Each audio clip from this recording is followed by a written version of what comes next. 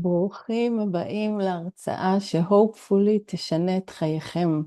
שמי אור ואני רוצה לדבר על הדבר הכי חשוב בעולם, הילדים שלנו. לי יש ילדה בת 16, אבל אני מכירה ועובדת עם בני נוער כבר המון שנים. עבדתי עם בני נוער מופרעים ועם כאלה שמוגדרים כילדי שמנת. ראיתי וראיינתי אותם, דיברתי איתם מכל הסוגים, מכל העולמות, ואת הדברים שאני אראה לכם היום למדתי ושמעתי מהם. מהם ומהעבודה שלי ב-25 השנים האחרונות. אני עובדת בעולמות הפרסום והתקשורת, שם נחשפתי באופן אישי לאחורי הקלעים המאוד מניפולטיביים של עולמות המדיה החברתית והמסורתית, מהטלוויזיה והעיתונות ועד לאחרון הסרטונים שאתם רואים באינסטגרם. אין שום דבר תמים ומקרי בשום מקום, ואני אוכיח לכם את זה היום, אבל לא לשם ההפחדה, אלא לשם המודעות. כי כמו שהקלקול הוא תודעתי, כך גם השינוי הוא בראש ובראשונה תודעתי. זה לא קורס בתקשורת ובהנדסת תודעת המונים. זאת הרצאה להורים ולבני אדם עם לב פועם, כאלה שמבינים שהשארנו את הגידול של הילדים שלנו בידיים של הרשתות החברתיות. וזאת התוצאה. אז הגיע הזמן שניקח את הדברים חזרה לידיים שלנו, כי אנחנו רואים לאן העולם הזה הולך.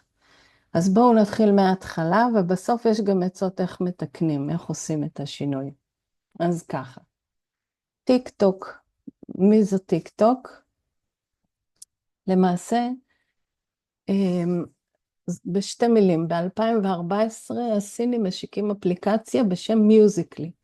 אפליקציה תמימה שאפשר להגדיר אותה כמו איזה מין קריוקי מצולם כזה. בוחרים שיר שהוא מתנגן ברקע ומצלמים את עצמנו בווידאו שאנחנו שרים את השיר, מין ליפסינג כזה למי שמכיר. משהו תמים וחמוד, ילדים באמת אהבו את האפליקציה הזאת מההתחלה כי זה היה כמו משחק בשבילם.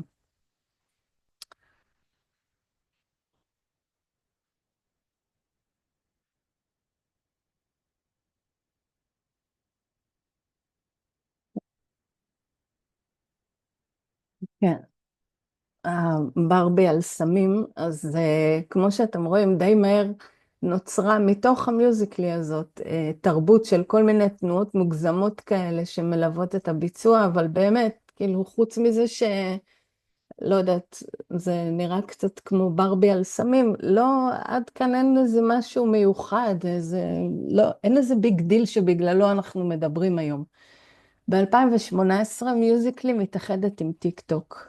טיק טוק היא אפליקציה סינית מאוד דומה, שהיא שימשה גם כן ליצירת קטעי וידאו קצרים.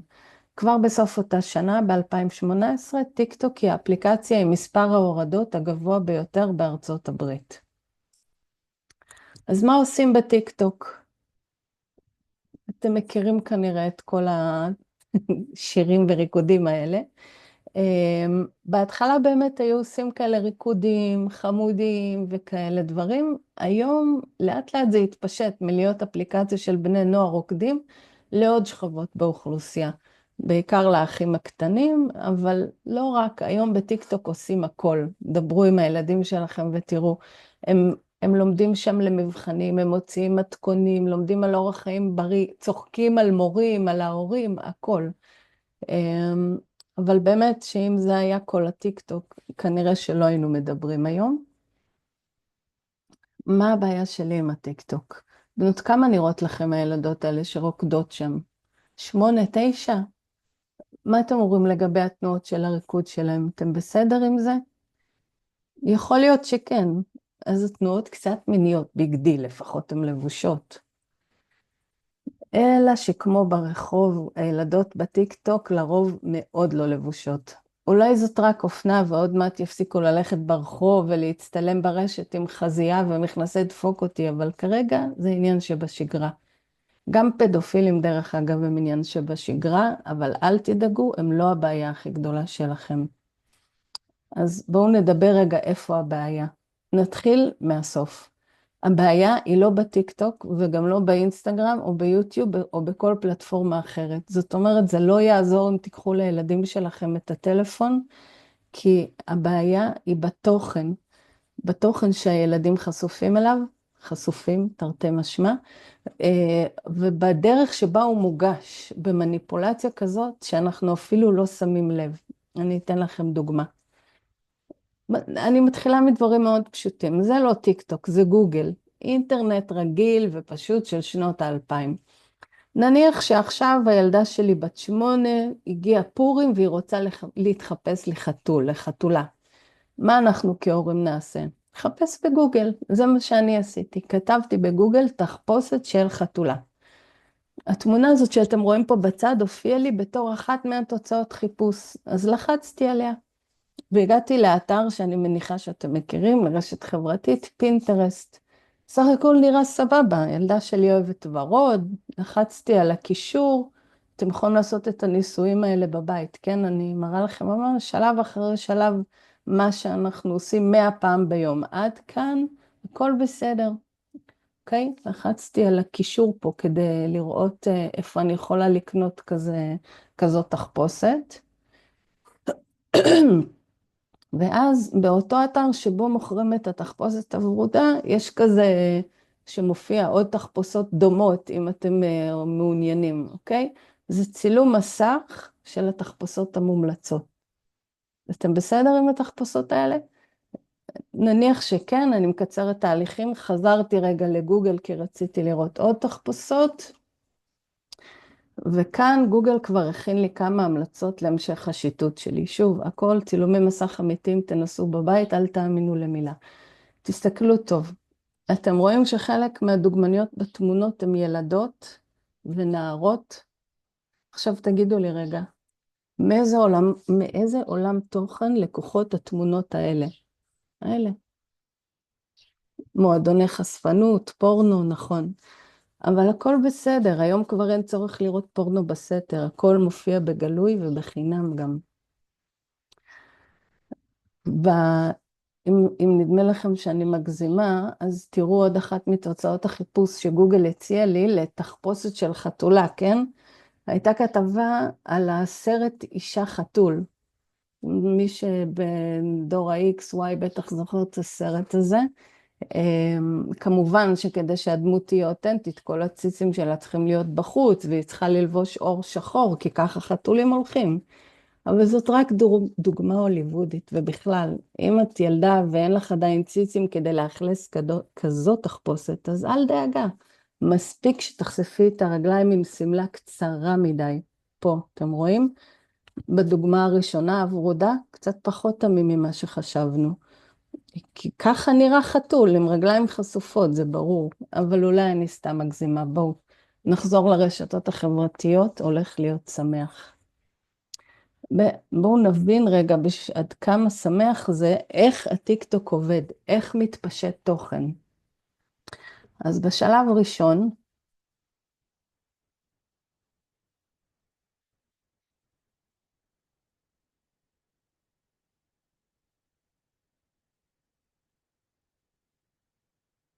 טיקטוק עובד על טרנדים. יש למשל קטע משיר מסוים, כמו השיר הזה שפה ברקע, שהילדה הזאת שרוקדת פה, היא עושה את זה כי זה טרנד לרקוד את השיר הזה עם תנועות מסוימות. אלה התנועות. אוקיי? עד כאן סתם שיר ותנועות, לא משהו מיוחד. מי ש... מי שרוצה להעלות את עצמו גם כן עושה מחכה את הטרנד הזה, יכול לראות מה זה השיר הזה, מכאן, זה צילום מתוך הטיק-טוק, אוקיי? ופשוט לצלם את עצמו עם אותה מוזיקה. מתחת לכל וידאו מופיע הקטע שהשתמשו בו בקליפ, כדי שנוכל גם ללחוץ עליו ולצפות בעוד אנשים שמבצעים את הריקוד בסגנון שלהם. אוקיי? אז לחצתי על זה, כי נורא מעניין אותי איך עוד אנשים רוקדים את השיר הזה. והגעתי למין כזה, אני לא יודעת, ספרייה כזאת עם כל האנשים שעשו את הריקודים ששייכים לאותו שיר. כאן זה צילום מסך של המחשב שלי, אבל בסמארטפון זה אותו רעיון. פשוט מציגים לך עוד וידאוים של אנשים נוספים. עכשיו אני ילדה בת לא יודעת כמה, ואני רוצה להמשיך לראות ילדים בגילי שעושים את אותם דברים. בואו נבחר איזה מישהי שנראית לי די דומה, רגילה כזאת, נגיד זאתי, אני אלחץ רגע. וזה, ככה זה עובד. אני פשוט מסתכלת על אותם וידאוים שהם טרנדים עכשיו, ואני רואה איך כל מיני בנות רוקדות את הריקודים האלה. כן, חברים, בדיוק הדוגמה האישית שאני רוצה שהילדה שלי תחכה, אבל בסדר, אני לא ידעתי שזה משהו מיוחד, חוץ מזה שזה נראה לי קצת סקסי מדי, אבל כשהילדה שלי הייתה קטנה, חברה שלה שהייתה בת 12, הכירה לי את הסוג ריקוד הזה, אם אפשר לקרוא לזה ככה, ואמרה לי, את כזאת לא מעודכנת, יש לזה טרנד, לא קוראים לזה ריקוד, קוראים לזה טוורקינג. למי שלא מכיר, טוורקינג זה, אני מקריאה מוויקיפדיה, כן, אני לא ממציאה שום דבר מדעתי, טוורקינג הוא סגנון ריקוד מיני פרובוקטיבי, בסדר? זה מה שהילדים שלנו רואים בין השאר בטיקטוק, סגנון ריקוד מיני פרובוקטיבי. בואו נגיד שזה שם מכובס ומושאל מעולם מועדוני החשפנות, אבל למה להיות כבדים? הרי כולם עושים את זה. הרי טוורקינג כבר נהיה לאיזשהו סוג של אומנות, כן? כאן אתם יכולים לראות סרטון תמים של מורה לטוורקינג. דרך אגב, היום גם ילדות יכולות ללמוד את נפלאות מינוע התחת והפיתוי במסווה של חוג כושר לגיטימי, שהוא כמובן המשך טבעי ללימודים של עוד ספורט פופולרי, ריקוד על עמוד. מישהו יודע איפה נולד הריקוד על עמוד? הספורט הלגיטימי הזה, והתנועות האלה שהחמודה המורה הזאת עושה. נכון, מועדוני החשפנות. אבל למה להיות כבדים וזקנים? אם כולם עושים את זה בטיקטוק, אז כנראה שזה בסדר. טוורקינג, אני אחסוך לכם, תגללו אחר כך. הסתכלתי קצת על התמונות של הבחורה הזאת שעושה את הטוורקינג כאן. אני לא יודעת, לי נראית איזה ילדה סלש נערה. אם אני הייתי אימא שלה, הייתי קצת מוטרדת מכל התמונות האלה שהיא מעלה. אבל זה בסדר, היא לא באמת מבינה מה היא עושה. אז הנה אחותה הקטנה, או היא עצמה, אני לא זוכרת כבר, שעושה את התנועות האלה ורוקדת ככה, וזה בסדר, היא כזאת חמודה. היא הרי לא מבינה מה היא עושה, המתוקה הזאת. אוקיי, עכשיו תגידו לי, אחרי שראינו את זה, איך נראות לכם התמונות התמימות האלה? ואלה? גם אצל בנים, דרך אגב, הגיעה המיניות יתר, אבל עזבו, כאילו, סך הכל מתוקים קטנים שההורים צילמו אותם בפוזות של גדולים. בואו נעבור לדברים קצת יותר מטרידים. שיין, יש מישהו בקהל שלא מכיר? לנו, לרוב האימהות, יש את האפליקציה הזאת על הסמארטפון, גם לילדות שלנו דרך אגב. ולמה לא? זה סך הכל חנות בגדים. התמונות האלה זה צילום מסך מתוך תמונות שהופיעו לי בעמוד הבית, וזה אחרי שהקפדתי לפתוח יוזר חדש שלא עשה חיפוש על מילות מפתח מסוימות, שאין לו היסטוריית גלישה, כלום. זה מה שמופיע בין השאר, כשפותחים את שיין. תנסו, אל תאמינו למילה שאני אומרת. זה גם מה שמופיע בין השאר לילדות שלנו שהן נכנסות לאתר או לאפליקציה, כן? עכשיו תקשיבו, כששאלתי את האחיינית שלי בת 13, אם גם היא נתקלה בתמונות כאלה, כי אמרתי, אולי זה מוצג רק לי. אז היא אמרה לי, מה קרה לך? לכל הבנים בכיתה שלי יש שן, ולא בגלל שהם מזמינים משם בגדים. בת 13. אוקיי. הייתי צריכה, כן, הייתי צריכה שנייה לבהות במשפט הזה. תסתכלו רגע על התמונות האלה. אם יש לכם ילדה, ככה היא חושבת שהיא צריכה להיראות ולהתלבש. ואם יש לכם בן, ככה הוא חושב שבנות צריכות להיראות ולהתלבש. יש פרק שלם באתר ובסדרה שאני כותבת שאני מקדישה למה שעשתה התרבות גם לגברים, אבל בכל אופן אני מקווה שבשלב הזה אתם כבר די מזועזעים, כי אם לא, יש לי עוד שתי דוגמאות, ושוב, זה הדברים הרכים. ואחר כך, מה עושים? ספוילר, הפתרון הוא לא לזרוק להם את הסמארטפון לפח, הם יראו אצל חברים שלהם. נטפליקס, זה לא הכל קורה רק במסך הקטן, הפורנו היום חוקי גם על המסך הגדול. נטפליקס סך הכל פלטפורמה תמימה לצפייה בסרטים וסדרות, אבל כמו הוליווד גם היא הכל חוץ מתמימה. הנה סרט שנטפליקס המליצו לילדה שלי בפרופיל שלה, שהם יודעים שהיא ילדה, לראות. אני מקריאה, אמי בת ה-11 רוצה להצטרף לקבוצה של רקדניות, אבל יש לה משפחה שמרנית שלא רואה את התחביב הזה בעין יפה, ואמי מתחילה להתקומם.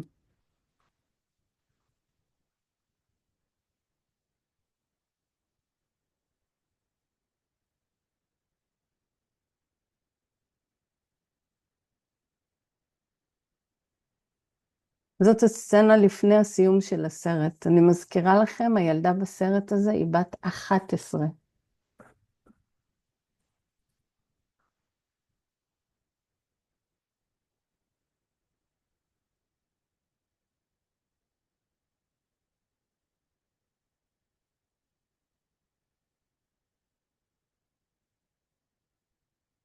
בקיצור, הבנתם את הרעיון, אבל הייתי אצל חבר, כי אמרתי, בסדר, את נתפסת אולי לסרט אחד, לא טוב, וזה שיש עליו הרבה ביקורות בעולם, הכל בסדר, סרט אחד. אז הייתי אצל חבר וביקשתי מהבת שלו רשות לצלם את המסך של הנטפליקס שלה, היא בת 17, אוקיי? תסתכלו על זה שנייה, ממבט ראשון לא נראה משהו חריג, נכון? סתם נטפליקס, סדרות, מה מיוחד פה? אז בואו תלמדו פרק בהנדסת תודעה. אני אפרק אתכם יחד ריבוע אחרי ריבוע, ובסוף תגידו לי אתם מה קיבלנו. מימין לשמאל. מתודלקים. בשפה של בני נוער זה כמובן אלכוהול.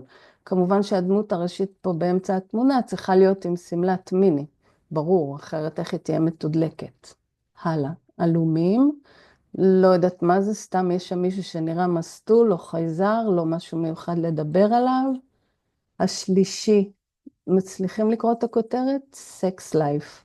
ברור, כי זה מה שצריך להעסיק את בני הנוער שלנו, וברור שכדאי גם להראות זוג באמצע סקס, ערומים. אם כבר אז קר, אז כבר. הלאה, חינוך מיני, לפחות הם לבושים פה, זה גם התקדמות. קופה ראשית, כי באמת צריך הומור באמצע כל הסקס הזה. חיי עם משפחת וולטר. לא יודעת מה זה הסדרה הזאת, אבל משפחת זה בטוח מתאים לתמונה שנבחרה, זוג מתנשק. זה הפרשנות של משפחה. תבינו, זה צילום מסך של בת נוער ממוצעת שהיא ילדה טובה, אני מכירה אותה אישית. והדובדבן שבקצפת, אתגר הדיונון, סך הכל תוכנית ריאליטי, לא משהו מיוחד. מי שלא מכיר, חיפשתי בגוגל אתגר הדיונון, אלה שתי התוצאות הראשונות שגוגל המליצי עליהן. הראשונה מימין מדברת על הסקס מול המצלמות, ברור, כי גם ככה סקס משודר 24/7 מול מצלמות, לא שנטפליקס עשו פה משהו מיוחד. והכתבה השנייה, שימו לב לבחירת המילים של הכותב. אכזרי, מפלצתי, מעולם לא שודרה בטלוויזיה תחרות כל כך אכזרית. אבל אכזריות, חמודים כמו אלימות, היא כבר עולם תוכן חדש, אני לא רוצה לבלבל אתכם, בואו נשאר רק עם הפורנו. אז מה עושים?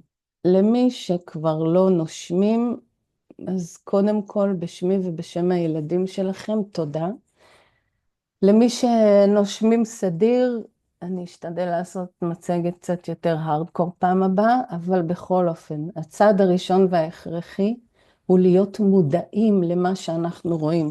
זאת אומרת, אם אני הולכת אחורה ואני רואה כזה דבר, תעצרו שנייה מול המסכים של הטלוויזיה של הבני נוער שלכם, ותבחנו אחד אחד, כמה סקס יש פה, כמה אלימות יש פה, סתם, פשוט תהיו מודעים, תתחילו להבין להבין מה אתם רואים.